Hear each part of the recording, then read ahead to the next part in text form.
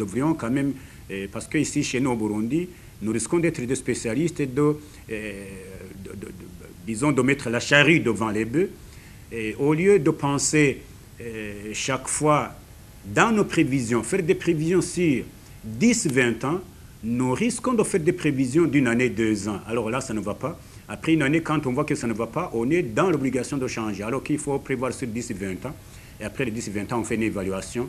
On sait s'il faut continuer ou ne pas continuer. Que dans l'avenir, on puisse penser pour 10-20 ans, mais que l'on ne pense pas pour une année, 2 ans.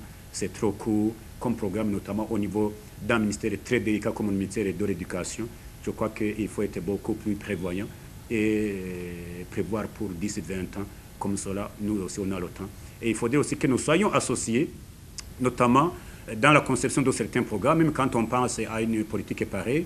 Nous qui sommes sur le terrain depuis longtemps, il faut que nous soyons associés pour que justement nous puissions leur faire part de nos inquiétudes de là où il y en a, et surtout de la faisabilité, comment le programme pourrait mieux réussir. Parce que quand on donne juste pour exécution au moment où nous n'avons pas été associés, nous risquons d'avoir des problèmes, il risque même probablement d'y avoir des réticences parfois, et ce qui va juste à l'encontre de l'intérêt premier du gouvernement qui s'est fixé, et surtout aussi de l'intérêt des enfants et des parents en l'occurrence.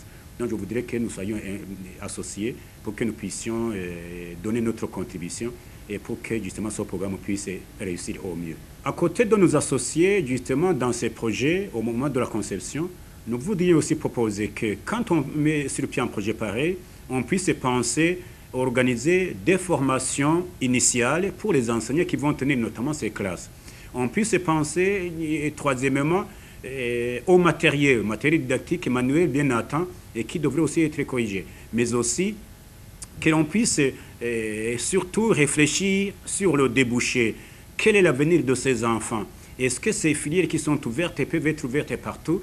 Parce que quand nous soumettons ces questionnaires aux enfants pour remplissage, ils risquent de remplir sans savoir que ces filières ne seront pas tout proches de chez eux. Alors en ce moment, ils seront désorientés.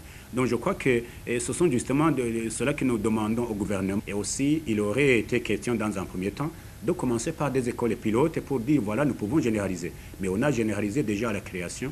Et ces problèmes que nous avons, on aurait pu probablement y faire face